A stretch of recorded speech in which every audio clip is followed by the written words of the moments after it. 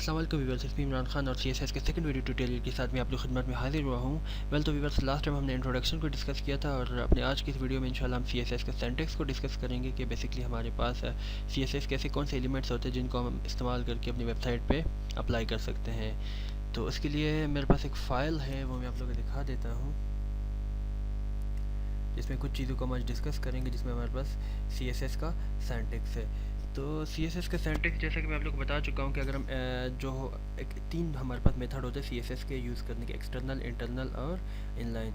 और एक्सटर्नल का जैसे मैं आप लोग को अपनी पिछली वीडियो में बता चुका हूँ, तो इसके लिए हम एक अलग फ़ाइल बनाएंगे और .css के एक्सटेंशन के साथ उसे सेव करेंगे और हेड में जाके उसे हम हेड के बाद उसे हम डॉक्यूमेंट टाइप में अटैच कर देंगे। और इसके बाद हमारे पास इंटरनल जो हमारे पास स्टाइल टैग की मदद से हम डिफ़ाइन करते हैं। और इनलाइन, हर लाइन के लिए हमने एक अलग डिज़ाइन वगैरह देना है, तो उसके लिए हम इनलाइन जो है वो CSS में यूज़ करते हैं। तो बेसिकली CSS का सिंटैक्स इतना मुश्किल नहीं है हमारे पास। इसमें सबसे पहले हमारे पास सेलेक्टर आ जाता है। तो सेलेक्टर का मैं आप लोग को बता चुका हूँ, बताता चलूँ कि बेसिकली सेलेक्टर हमारे पास क्या होता है। सेलेक्टर हमारे पास मुख्तलिफ हमारे पास टैग्स होते हैं, जो कि हम HTML में भी हम पढ़ चुके हैं और CSS में भी हम उन्हें पढ़ेंगे, उन्हें अप्लाई भी करेंगे, उन्हें इम्प्लीमेंट भी करेंगे। CSS में हमारे पास पैराग्राफ का टैग हो गया, हमारे पास H1 हेडिंग वगैरह का हो गया, हमारे पास IMG का हो गया, हमारे पास DIV का हो गया, हमारे पास टेबल का हो गया, TH TR, जितने भी हमारे पास टैग्स हैं, इनमें बेसिकली स्टाइल्स वगैरह जो हम देने के लिए ख़ास तरीका होता है हमारे पास स्टाइल्स का, तो वो हम देने के लिए हम सेलेक्टर हम यूज़ करते हैं। उसके बाद हमारे पास सेकंड पे हमारे पास इसकी प्रॉपर्टी आ जाती है। ओके जी, प्रॉपर्टी हमारे पास क्या हो जाती है, लाइक हमारे पास डिज़ाइनिंग करना, जैसे कि टेक्स्ट, कलर, साइज़ हम बढ़ा सकते हैं इसमें। ओके जी, और इसके अलावा हम बैकग्राउंड कलर चेंज कर सकते हैं, टेक्स्ट वगैरह हम दे सकते हैं, कोई इमेज वगैरह दे सकते हैं, साइज़ हम बढ़ा सकते हैं, कम कर सकते हैं। ये सारी चीज़ें इनकी प्रॉपर्टीज़ में आ जाती हैं। ओके जी, और इसके अलावा फिर इनको हम एक मखसूस वैल्यू भी दे सकते हैं। लाइक अगर मैंने प्रॉपर्टी में कलर देना है, तो यहाँ पे वैल्यू में मैं उसे कोई भी कलर दे सकता हूँ, रेड, येलो, ग्रीन, कोई भी समथिंग। ठीक है, ओके जी। और इसके अलावा अगर मैं यहाँ पे टेक्स्ट देता हूँ, तो यहाँ पे मैं इसकी वैल्यू दूंगा कि मैंने टेक्स्ट का फ़ॉन्ट कौन सा रखना है। तो ये सारी चीज़ें हमारे पास सेलेक्टेड प्रॉपर्टी और वैल्यू। होप सो कि ये क्लियर हो गया होगा। हमारे पास एक छोटी सी एग्जांपल है, लाइक मैंने सेलेक्टेड लिया P पैराग्राफ। तो यहाँ पे मैंने इसके लिए क्या करना है, प्रॉपर्टी में जैसे कि यहाँ पे कलर लिखा हुआ है, और यहाँ पे कलर की जगह जगह जैसे मैं आप लोग को बता चुका हूँ, यहाँ पे मैं टेक्स्ट भी ले सकता हूँ। ओके जी, और टेक्स्ट के अलावा मैं यहाँ पे फ़ॉन्ट साइज़ भी मैं यहाँ पे ले सकता हूँ, लेकिन वैल्यू मैं नीचे दूंगा। ठीक है, ओके जी, फ़ॉन्ट साइज़ में ले सकता हूँ, और इसके अलावा मैं यहाँ पे टेक्स्ट अलाइन भी मैं ले सकता हूँ। ओके जी, और इसके अलावा मैं टेक्स्ट ट्रांसफॉर्म भी ले सकता हूँ। ओके जी, एंड इसके अलावा यहाँ पे अगर मैंने यहाँ पे कलर लिया है, तो यहाँ पे वैल्यू में मैं इसको कलर दूंगा कि अगर मैंने आया यहाँ पे रेड देना है, यहाँ पे ग्रीन देना है, या फिर हमारे पास जो नंबरिंग में जो हमारे पास कलर वगैरह होते हैं वो देने हैं, तो यहाँ पे हम बेसिकली इसको हम वैल्यू वगैरह देते हैं। हमारे पास एक लाइव एग्जांपल है, जैसे हमारे पास ये P का मैंने एक टैग यूज़ किया है। और अच्छा, एक बात यहाँ पे याद रखिएगा कि हमारे पास HTML और CSS थोड़े से डिफरेंट है टैग्स वगैरह में। यहाँ पे अगर अब कोई भी हमने प्रॉपर्टी यूज़ करनी है, तो बेसिकली इन ब्रैकेट्स के अंदर हम यूज़ करेंगे, इन ब्रैकेट्स के अंदर हमने यूज़ करनी है। ओके जी, तो यहाँ पे हमने P का टैग हमने यूज़ किया, जैसे यहाँ पे मैंने कलर इसको दिया रेड। ये बेसिकली मैं सेलेक्टेड प्रॉपर्टी और वैल्यू की एक लाइव एग्जांपल आप लोग को दे रहा हूँ, ताकि आप लोगों का कॉन्सेप्ट जो है वो रिगार्डिंग सेलेक्टेड प्रॉपर्टी और वैल्यू वो क्लियर हो जाए। ओके जी, और यहाँ पे जैसे मैंने यहाँ पे कलर मैंने यहाँ पे इसको दिया रेड, और इसके अलावा मैं यहाँ पे इसको फ़ॉन्ट साइज़ भी दे सकता हूँ। फ़ॉन्ट साइज़ मैंने इसे देना है, फ़ॉन्ट साइज़ में इसे देता हूँ फॉर एग्जांपल 12 पिक्सल। ओके जी, तो ये हमारे पास हो गई एक छोटी सी इसकी लाइव एग्जांपल सेलेक्टेड प्रॉपर्टी और वैल्यू की। और मज़ीद हम आगे की तरफ चलते हैं, तो ये हमारे पास सेलेक्टर की कुछ टाइप्स हैं। मैं आप लोगों को यहाँ पे बता चुका हूँ कि बेसिकली हम सेलेक्टर कहाँ यूज़ करते हैं। हम पैराग्राफ के टैग में यूज़ कर सकते हैं, H1 H2 H3 जो हेडिंग्स है, IMG DIV table TH TR, ये जो हमारे पास टैग्स हैं, इन सब में हम सेलेक्टर हम यूज़ कर सकते हैं। फिर उसे उसकी प्रॉपर्टी डिफ़ाइन कर सकते हैं और उसे एक वैल्यू हम दे सकते हैं। मज़ीद नीचे की तरफ आते हैं, तो हमारे पास एक और चीज़ आती है जिसमें हमारे पास क्लासेस एंड आईडीज़ हैं। तो बेसिकली क्लासेस एंड आईडीज़ बनाने की क्या ज़रूरत है CSS में, और हम क्यों बनाते हैं। लेट मी टेल यू कि हमारे पास हम चाहते हैं कि अगर हम हर लाइन और हर पैराग्राफ को एक अलग स्टाइल दें, एक स्टाइल हो, तो इसके लिए हम आईडीज़ वगैरह हम बनाते हैं।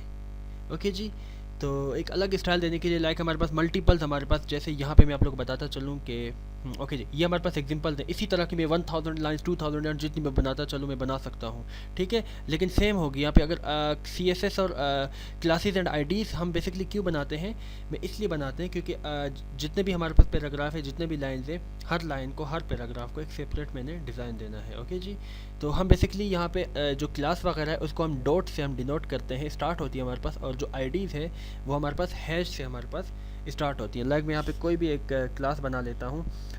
फॉर एग्जांपल मैंने यहाँ पे डॉट लिखा, WALL, वाल, वाल के नाम से मैंने एक क्लास डिफ़ाइन कर ली, और इसके अंदर मैं प्रॉपर्टीज़ इसकी डिफ़ाइन करता हूँ।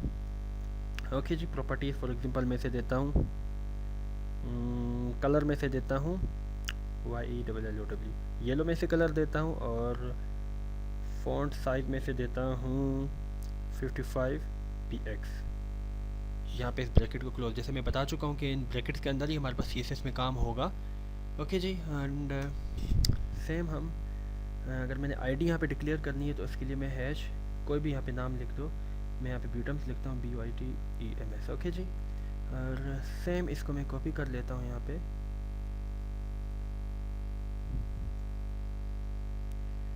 ओके जी, हाँ, तो अब बात ये होती है कि हमारे पास हम इन्हें कॉल कैसे करेंगे, आईडीज़ को हम कैसे कॉल करेंगे, और जो हमारे पास ये जो क्लास है और ये जो आईडी है इन्हें हम कैसे कॉल करेंगे।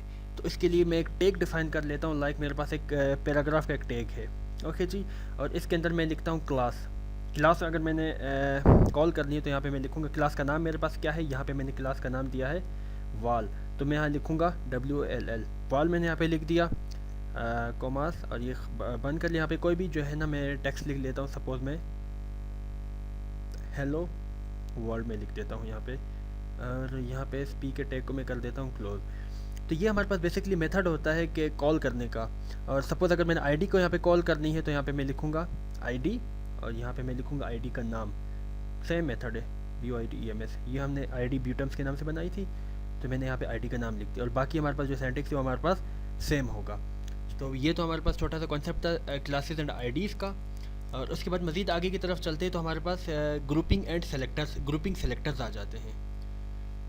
तो ग्रुपिंग सेलेक्टर्स हम किस लिए यूज़ करते हैं, ग्रुपिंग सेलेक्टर्स हम इसलिए यूज़ करते हैं, फॉर एग्जांपल हमारे पास मल्टीपल हेडिंग्स हैं, और इसके अलावा हमारे पास पैराग्राफ्स है, हमारे पास बॉडी है। फॉर एग्जांपल इनको मैं चाहता हूँ कि इनका कलर, इनकी एट्रीब्यूट्स हमारे पास यही सेम रहें, जैसे हमारे पास ये है। यहाँ पे हमारे पास क्या हो, अलग रहें, जो मैंने क्लासेस एंड आईडीज़ यूज़ की थी। यहाँ पे मैं चाहता हूँ कि मखसूस मेरे पास कुछ पैराग्राफ्स हैं और कुछ हेडिंग्स हैं, मखसूस कुछ हेडिंग्स हैं मेरे पास, उनका जो हमारे पास एट्रीब्यूट और प्रॉपर्टी है उनकी मेरे पास, जिसमें कलर आ जाता है, टेक्स्ट आ जाती है, या फ़ॉन्ट साइज़ भी आप देख सकते हैं, वो मेरे पास जो यहाँ पे मैं डिक्लेयर करूँगा वही मेरे पास हो। बाकी जो अगर मैं पैराग्राफ और हेडिंग्स वगैरह यूज़ करूँगा उनका बेशक डिफरेंट हो, लेकिन मखसूस का जिन्हें मैं चाहता हूँ कि मेरे पास सेम हो, तो उनके लिए बेसिकली हमारे पास ये ग्रुप सेलेक्टर्स हमारे पास यूज़ होते हैं। ये कुछ पॉइंट्स थे जो बताना बहुत ज़रूरी था, क्योंकि आगे बेसिकली हम इन्हें यूज़ करेंगे। अगर बेस नहीं होगी तो आप लोग आगे नहीं सीख पाएंगे, तो इस वजह से ज़रूरी था कि मैं ये जो कुछ चीज़ें थी ये मैं डिस्कस कर लेता अपने आज के इस वीडियो में। इंशाल्लाह जो हमारे इनकमिंग वीडियोज़ होंगी उनमें हम प्रैक्टिकली इंप्लीमेंट करेंगे, और अपनी लास्ट की जो वीडियो होगी इंशाल्लाह उनमें हम ड्रीमवीवर पर भी काम करेंगे, और एक वेबसाइट जो है ना वो CSS की मदद से एक डिज़ाइन करेंगे कि बेसिकली हम किस तरह डिज़ाइनिंग दे सकते हैं। तो होप सो कि यहाँ तक जो आप लोग का कॉन्सेप्ट है वो बिल्कुल क्लियर हो गया होगा। सो नेक्स्ट ट्यूटोरियल तक गुड बाय, अल्लाह हाफिज़ एंड फ़ी अमानुल्लाह।